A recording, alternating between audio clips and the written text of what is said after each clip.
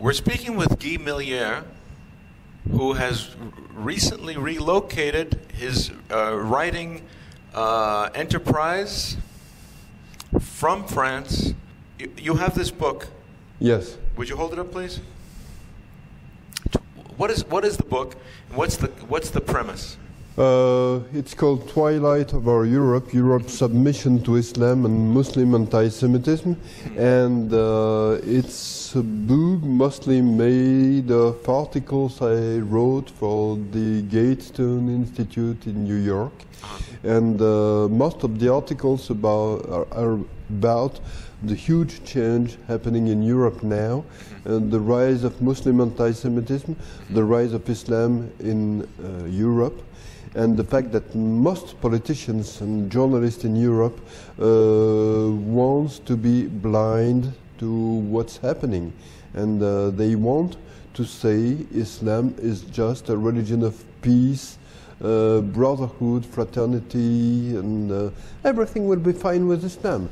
And in France and in many other countries in Europe, in Germany, in Belgium, they say we cannot create. We can create an Islam that will be a French Islam, or a Belgian Islam.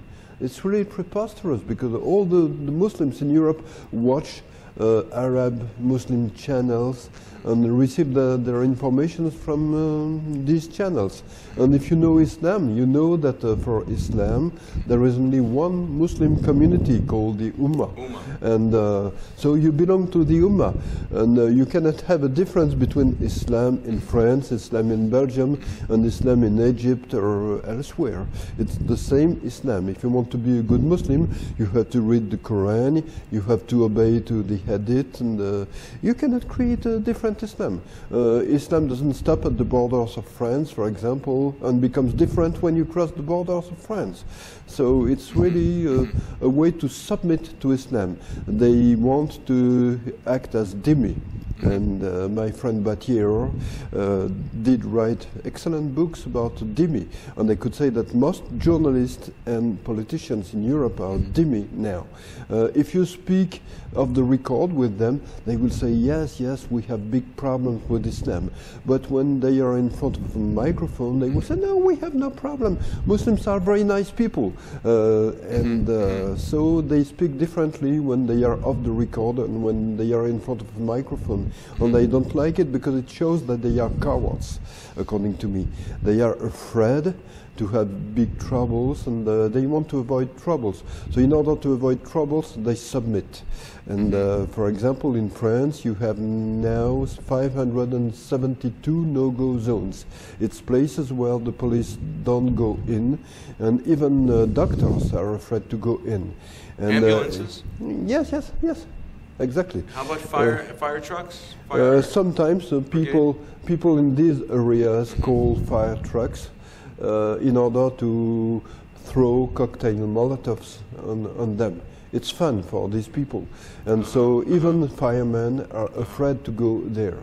And but you see this in other ghetto areas. You see this in black ghetto areas, for example, where, as you say, just for fun. But is this just hooliganism, or?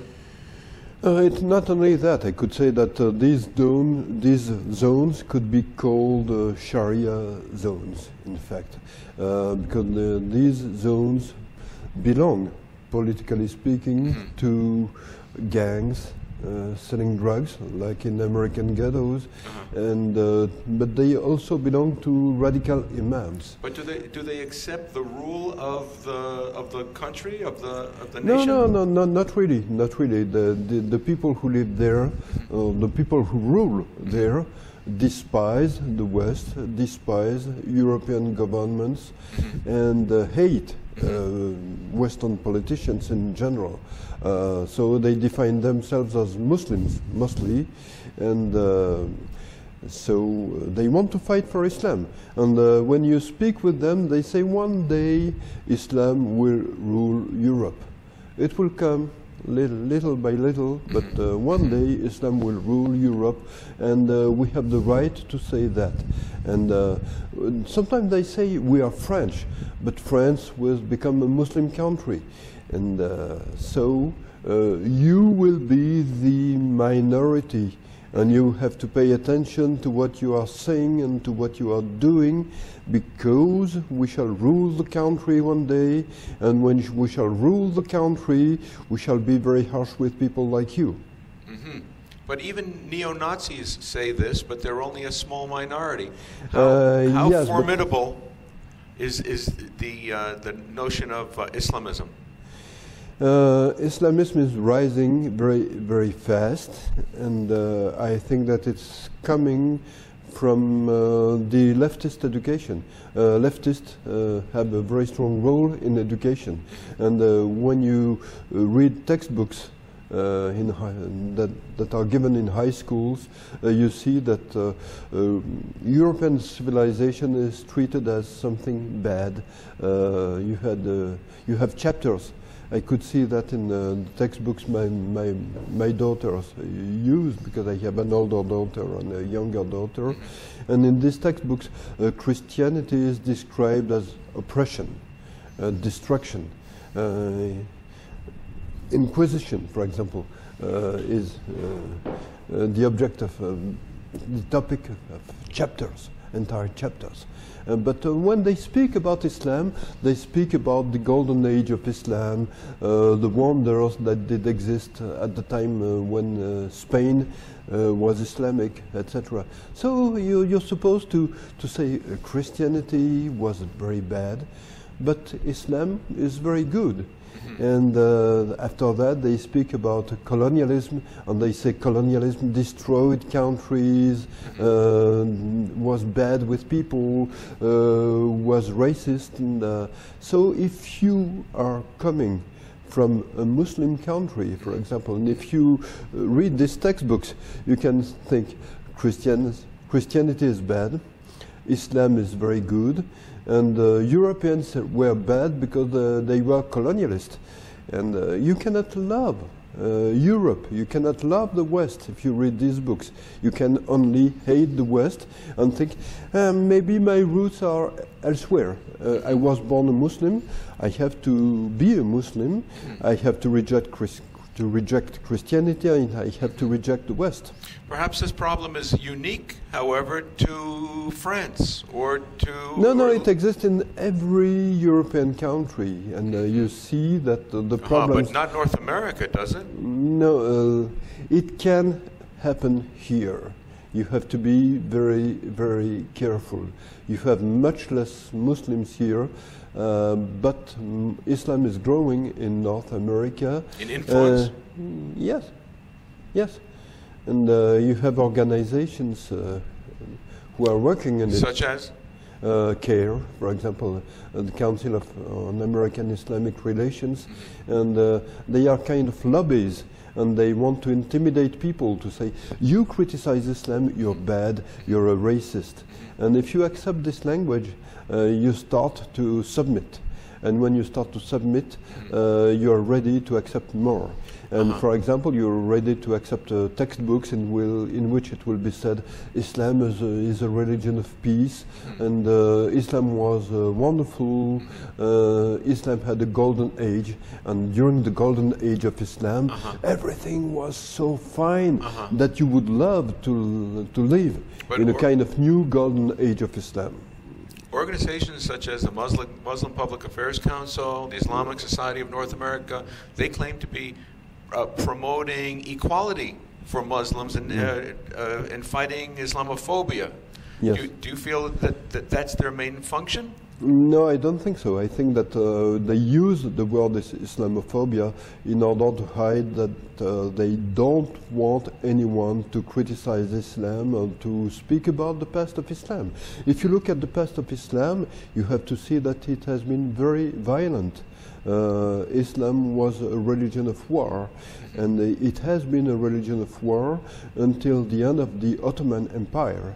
When the Ottoman Empire started to be the ally of Germany, Prussia at that time, they said, we declare jihad to France and to the UK, etc.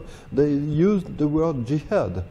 So, and it was in the beginning of the 20th century. It stopped because the Ottoman Empire was destroyed, and the Ottoman Empire was destroyed. The Arabs were in a bad situation. They were colonized, and so Islam was down at that time. And from the 1970s, Islam started to rise again, and it started to rise again because of the money coming from the oil. And when they started to have more money, they started to spread out, to broadcast Islam, and it's normal. If you read the Quran, Islam is supposed to rule the world and all humanity. And so Muslims who wants to be good Muslim have to work in that direction. They have to make Islam more acceptable and to push Islam to be on the forefront of everything. And their aim has to be to rule. Islam has to rule the world. For Islam and for Muslims, it's normal. The problem is that for people who are not Muslim, it's not normal, because it means that people who are not Muslim will have to become dhimmi, and they will have to submit. They have to be shy. They will have to say nothing Islamically incorrect. And if you accept that, you will lose your freedoms very, very fast. And I could say that we are in that situation in Europe. In many European countries 20 or 30 years ago, you had books criticizing Islam in every bookstore. It was possible for these books to be sold. These books are vanishing fast now. You have less and less of these books, and they are replaced by books saying Islam is good, Islam is wonderful, Islam is peace, Islam will bring you freedom. What is not said is that the word used to define freedom in Islam is a word saying that you are completely subjugated by Islam. And for Islam, it's very interesting. The word means slavery. It's very close. So you're free. Submission. Yes. You're free when you're a slave of God. A slave to Allah, not to Jesus. Yes, no. Slave to Allah. But if you look at some Arabs' first names, you see it. For example, many people don't know that Abdallah, for example, for them Abdallah is just a first name. But Abdallah means in Arab slave to Allah. So. So when you give this kind of first name to a child, it means something. How prominent is conservative media in Europe? I could say that they disappeared slowly, and they don't exist anymore in many, many countries. In France, I could say, maybe you still have one magazine that is relatively conservative, but it's only one magazine. How about broadcast on radio? Like we in the U.S., we have conservative talk radio? No, it doesn't exist, because Europe is mostly socialist, much more socialist than here, and the most part of the media belong either to the state, to the government, so they are controlled by the government, or they belong to businesses that work for the government. That work with the government? With the government or for the under government. Under government permission, government license? Yes, and for example, if you build buildings, you receive more and more orders from the government. If you want to build roads, stadiums, etc. And if you want to have contracts, you have to obey. And when I was speaking in talk shows, and I was a talk show host for a time, and they were saying to me, before the show, don't speak about this topic, forbidden. They say it clearly. And, so would you say that the American public is better educated, better informed with yes, regard to conservative if you matters? want to be well informed, you're much better informed in the US than in Europe. And for example, I can speak of France, Belgium, and partly of Switzerland, but I know that it's the same in many other countries. It's almost impossible to have a talk show where people could criticize Barack Obama for all his presidency. The debates were debates between people who say, I love Obama, or I just like Obama. That was the main difference. But if you were saying Obama is bad or did something wrong, you were not invited anymore. You could say it once, and after that, the people were starting to say, you said that because you're a racist and because he is black. And they say, oh, we don't invite racists. So you could not participate to debates. I remember I was invited to a talk show in France just after the re-election of Barack Obama. And I was supposed to speak about his policies, but most of the people said, oh, he's very elegant, he danced very well, etc. Oh, he had very beautiful ties. And it was like that. Debates were really preposterous. They didn't want to speak about important subjects. Were they guilted? Were they intimidated for fear that people would call them racist if they criticized Obama? Yes, but I don't even think so. I think that they were using that as Muslims use Islamophobia to push people to shut up. So they wanted people who could criticize Obama to shut up, and in order to push them to shut up, they said, if you criticize him, you're a racist. But I think that it wasn't, they didn't think it. They wanted to use that in order to intimidate people. What do you see your role here as being to help the English-speaking, I say the English, North America, but also Australia, and maybe even South America, where they have a tremendous now Iranian connection with Bolivia, Venezuela. What kind of a message do you see yourself as here to convey? I'm here to say pay attention to the rise of Islam and to the rise of radical Islam. If you don't pay very close attention to what's happening, it will be too late. And I'm afraid that for countries like France, it's already too late, not only because Muslims are almost everywhere and because you have no-go zones, but also because of the birth rate. And I did speak with friends who were born in countries like Lebanon, and they said to me, if you only have a 2-3% Muslim, it can be okay. But when you start to have 10-12% Muslim, you start to have organizations saying to Muslims, you can rule the country if you intimidate other people, and they work on intimidation. They want to intimidate other people, and other people submit because they don't want to be confronted by people who can become very violent, that can kill you, and so you just need a minority of people to intimidate a majority sometimes. And that's what's happening in France. For example, I know many people in France who say, I don't want to be killed, I don't want my house to be burnt, I don't want my car to be destroyed. And so I will say I love Islam, and if my wife has to wear a veil, but if I can survive, and if she can survive, it will be okay. So when you go in this way, it starts to be very, very, very bad. You have no freedom anymore. Freedom is destroyed. And I think that in France, for example, freedom is largely destroyed now. And you feel it's too late in France?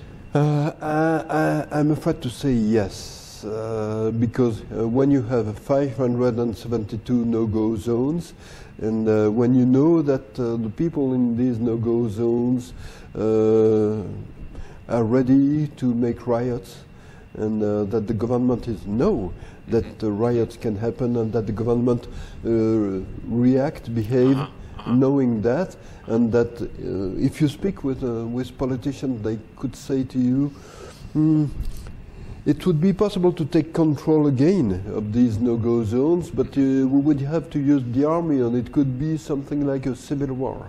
You feel that the country is almost lost. Do you feel that between the Islamic power, money, influence, and the far left support of Black Lives Matter and other revolutionary movements, even despite Hillary Clinton not having national or federal power, do you believe that these groups will now pose a strong opposition of civil unrest?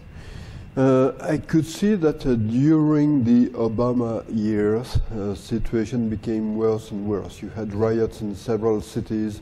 When you had a black thug killed by policemen, for example, it was used as a good argument to push people to make riots, and you had riots in many cities, in Ferguson, in Baltimore, in other cities, and organizations like Black Lives Matter started to rise, and they pushed people to kill policemen, and you had many policemen killed last year, and I think that it had to be stopped.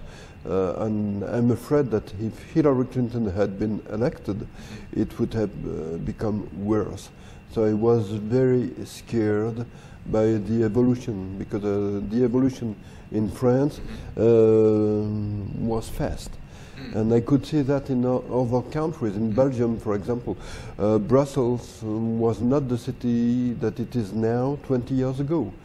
20 years ago, when you did arrive by train from Paris to Brussels, and I had to go to Brussels very often because I did work for the European Union, you did arrive in an area that was mostly a Jewish area in Brussels. Now it's a Muslim area. And is it dangerous whereas it wasn't before? It's much more dangerous now, yes. And to come out with your luggage and valuables? Exactly. And if they know that you criticize Islam, it can be very unsafe to arrive by train in Brussels. So you have to be careful. Most people will not pay attention, but you are confronted with the possibility that one of them will know who you are and will harass you or try to kill you. And so you feel very unsafe. And so many people say, I say nothing about that, because if I say something, my life will be in danger. Yeah. So many people will shut up. That's it.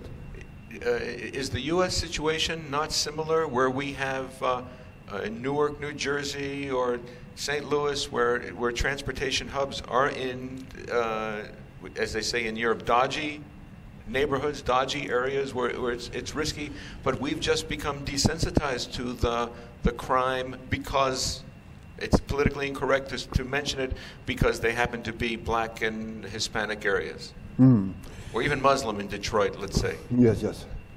But I think that it became worse and worse in the U.S. in these last few years, and I think that it could become worse, and that's why I'm very happy to see that Donald Trump was elected, because I think that he wants to do something about it, and I think that it's just about time something is done, because as I said, it can go very, very fast. And when you arrive at the level of Brussels or Marseille, the city where I was born, it's too late. In Marseille, you have a 42% Muslim, and if you want to get elected in cities like Brussels or Marseille, you have to say, I support Islam, or you cannot get elected. So every politician who wants to get elected has to say, I support Islam, I agree with Islam. How common has it been for people to dismiss your views just by calling you an Islamophobe? Is that a label that is hard to overcome? Yes, I could say it so, yes. It's very hard to overcome it. And so it's not a question of race. But it's a question of religion, and it's a question of what Islam is. Some Muslims can be moderate, but when you're a moderate Muslim, other Muslims can say to you, you are a bad Muslim. Muslims have to obey to all the rules that are in the Quran and in the Hadith. And if you're a so-called bad Muslim, other Muslims can say to you, you have to become a good Muslim. And if you want to become a good Muslim, you have to obey to all the rules. And if you obey to all the rules, you have to go in the direction of jihad or dawah. Dawah is persuasion. You have to persuade other people, to invite them to become Muslim or to accept Islam. How much does your wife agree with your views? She agrees completely with what I say. And she loves Jews, she loves Israel, she fights against anti-Semitism. And if you read the Quran, it's written. If you read the 4th surah in the Quran, it said to men, you have the right to have 1, 2, 3, or 4 spouses. If you cannot treat them equally, you can take slaves. So it's just one sentence. And a little later in the same surah, it said, if one of your wives disagree with you, try to convince her with words. If you cannot convince her with words, kick her. And I remember I gave one lecture about that in a French university, and a Muslim was there, and he said to me, that's right, you're right. It's written, that's true. But he added, but you would have to add something that is written in the Hadith, and in the Hadith it said, we recommend you to not hit your wife with the fist, but just by slaps. And for him it was good. I'm sure women if you are use relieved. a fist, it's bad. But if you slap her, even harshly, it's good. I suppose in your household that's not acceptable? No. But for me it was a very interesting experience to see a Muslim who was a student in French modern university. Yes, modern university, dressed like you and me, and possessing these beliefs. Yes. But for him, it was normal to say what he said.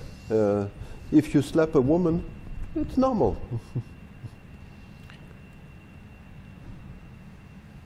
We've been speaking with Guy Milliere. Here's his book, Twilight Over Europe. It's available online. Yes. As well as, how many other books have you written that would be of political interest? In French, more than 40 books, 42 now, but in English only one. But more will follow. More will come now that you're Yes. closer to the American. Yes. Yeah. Yes. And be living here. We're happy that you're here. We're happy that you're safe. We want to keep you safe and keep you writing and talking and sharing your views. Thank you. Thank you for spending your time with us. We enjoyed speaking with you. We hope to see you again here sometime soon.